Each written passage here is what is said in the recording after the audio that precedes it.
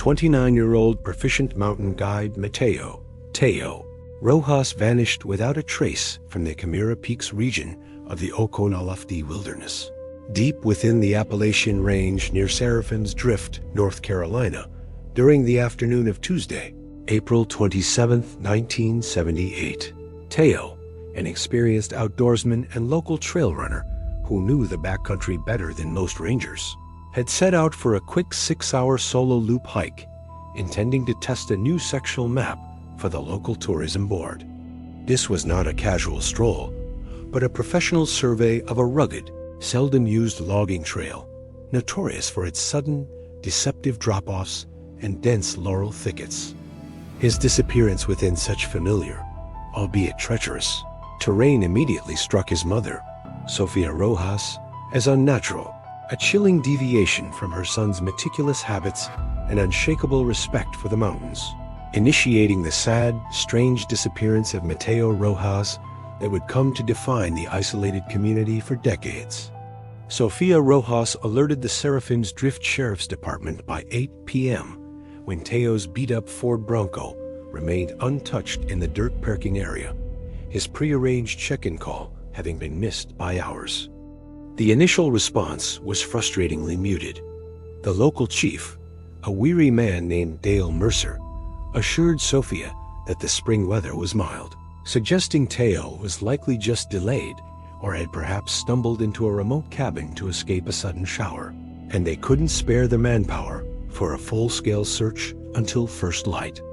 This bureaucratic inertia, coupled with the chief's patronizing tone, amplified Sofia's immediate panic, knowing that every minute that passed on the mountain meant the difference between a successful rescue and a recovery effort.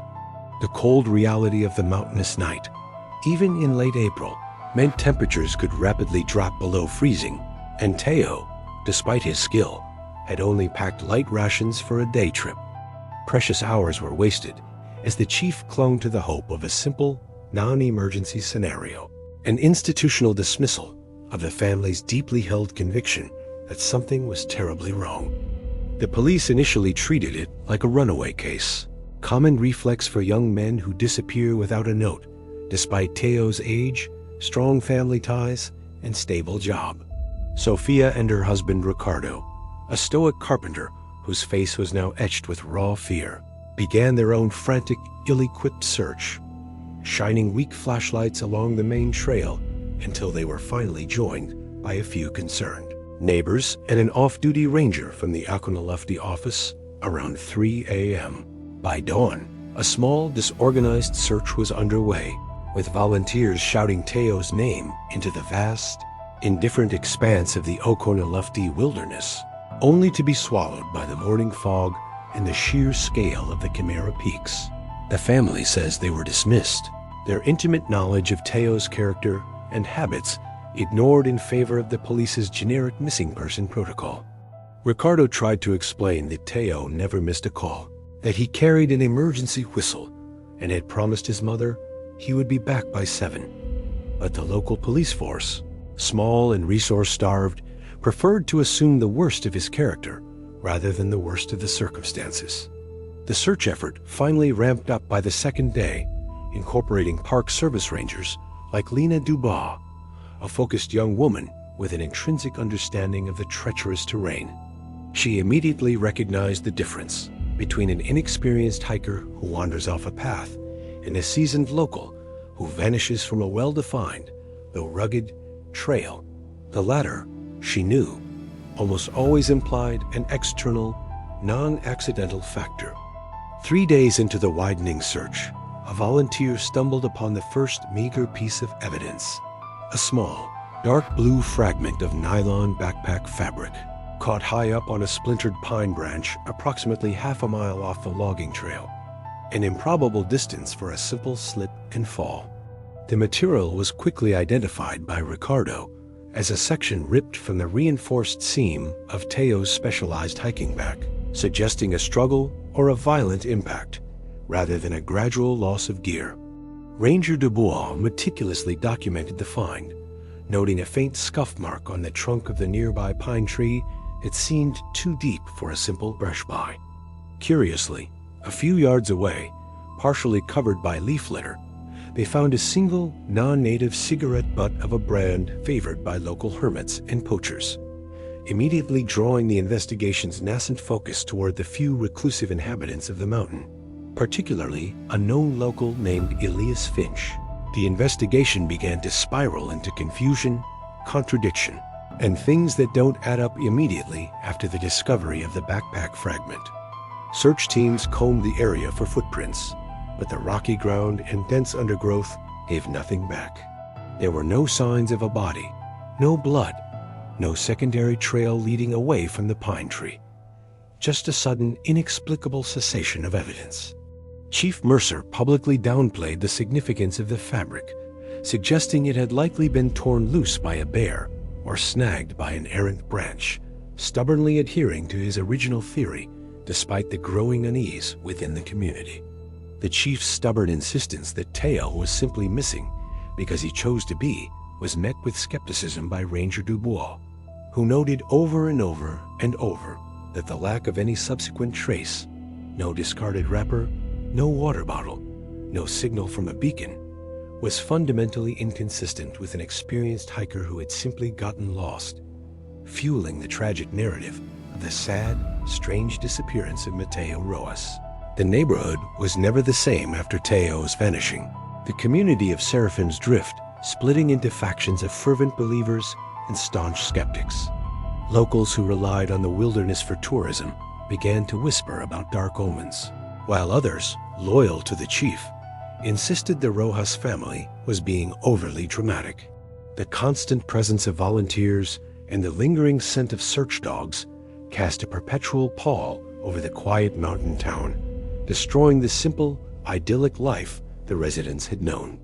Sophia, her face a mask of weary determination, watched her town turn inward, grappling with the unthinkable idea that one of their own was not just missing, but perhaps abducted, or worse, the victim of foul play at the hands of someone who knew the land just as intimately as her son.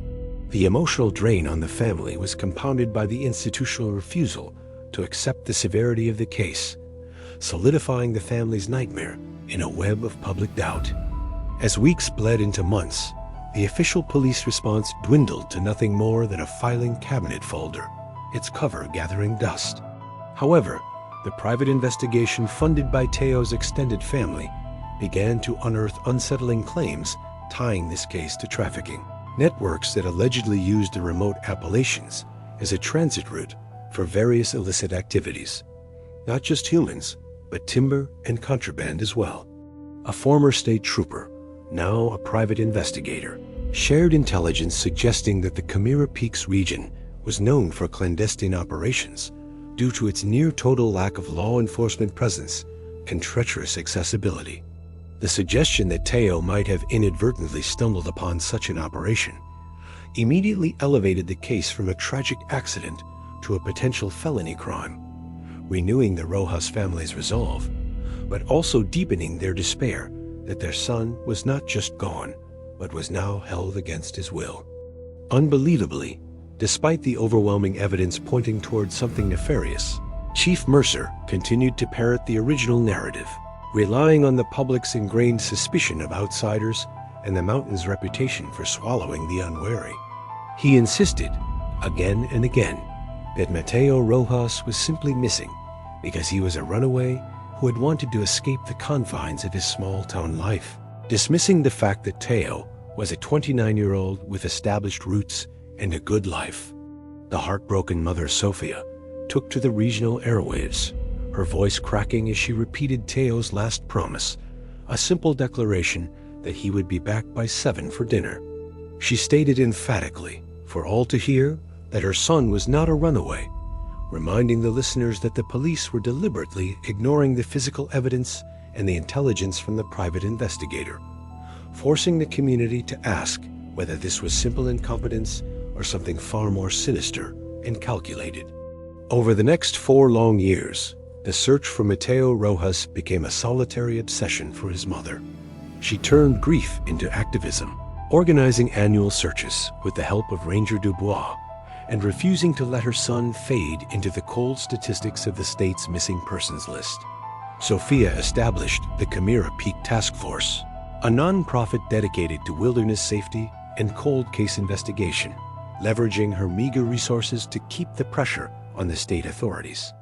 She maintained a constant vigil, leaving a light on in Teo's room every night, a futile but necessary act of faith.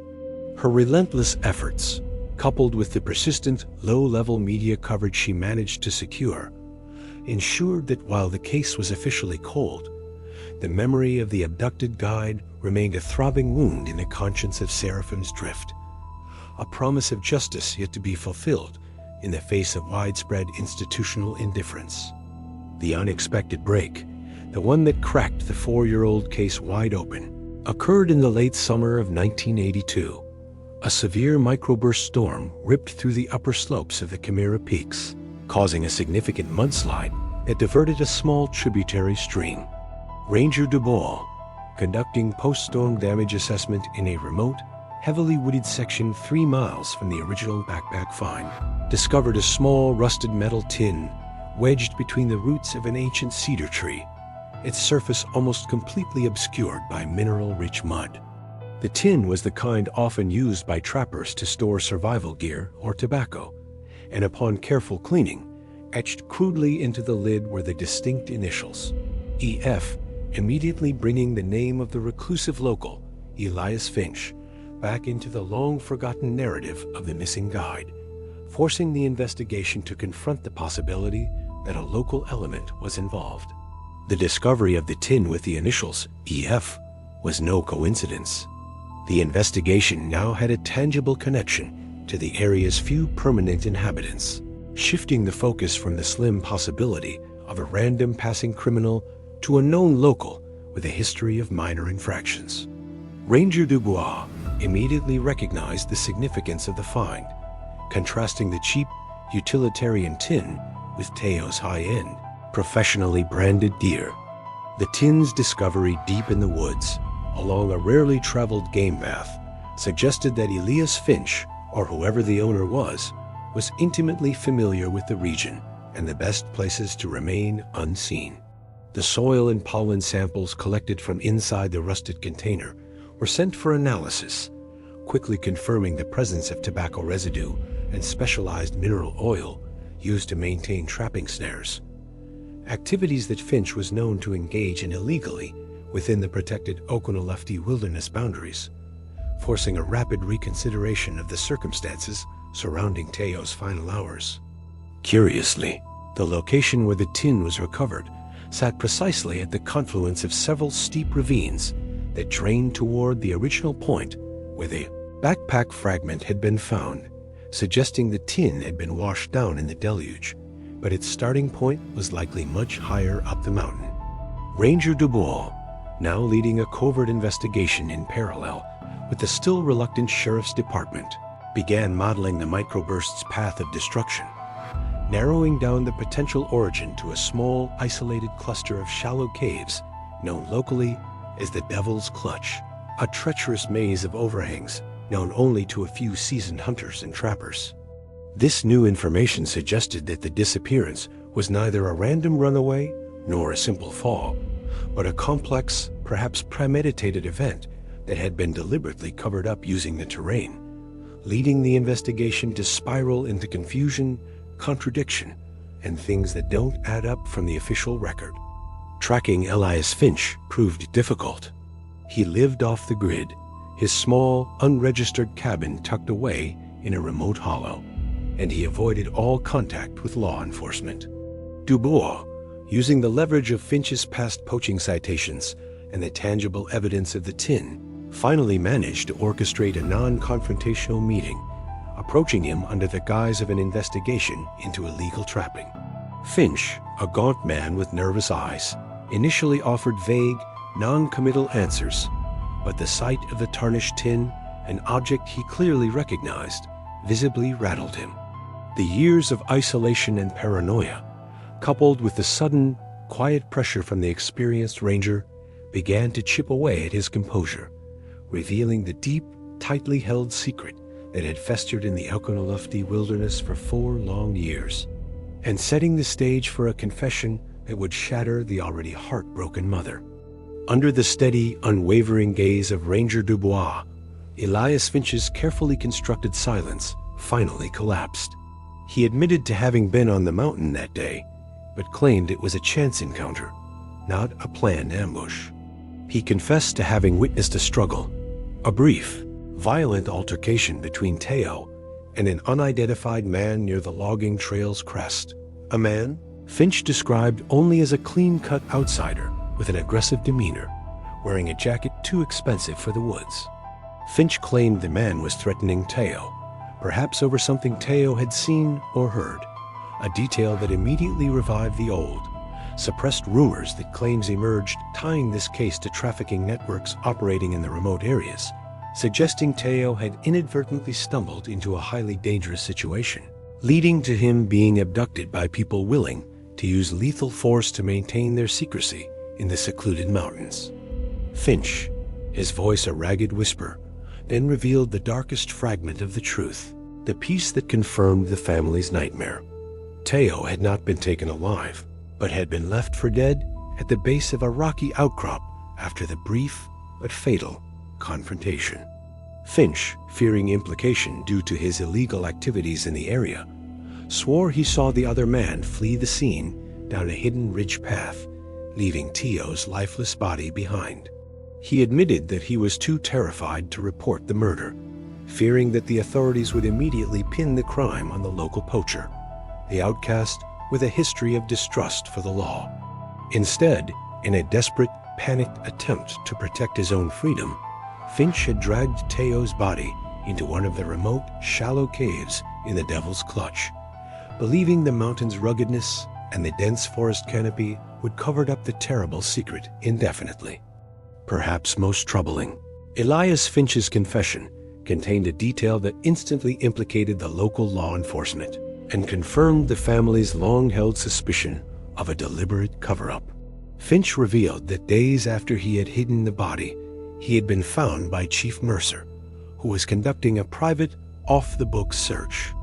Mercer, who also knew the Chimera Peaks intimately, had discovered Finch's hidden camp and immediately coerced the terrified trapper into silence, promising to protect him from the poaching charges in exchange for a promise to never mention the body he had hidden. Finch claimed Mercer knew Teo was dead and where the body was located, but had allowed the runaway narrative to continue, allegedly to protect powerful local interests who were connected to the man Finch had seen. Many believe there's a cover-up that reaches into high places, extending well beyond a single local chief. The fragments finally built a picture that never quite completes the puzzle, but provided a devastating sense of closure. Teo Rojas's body was recovered from the shallow, moss-covered fissure in the Devil's Clutch, the location precisely matching Finch's description. The discovery, 4 years later, brought a media firestorm that finally forced the state police to intervene. Chief Dale Mercer was placed under immediate internal investigation, facing charges of obstruction of justice and misprision of a felony, his career ending in disgrace and confirming that some will call that incompetence, while others call it something darker. Elias Finch, though he played a peripheral role, faced lesser charges for concealing evidence. The heartbroken mother, Sophia, after 4 years of waiting, finally got the knock on her door at midnight she'd always dreaded. But the truth, however horrific, allowed her to bring her son home, fulfilling the promise she'd made to him to never stop searching.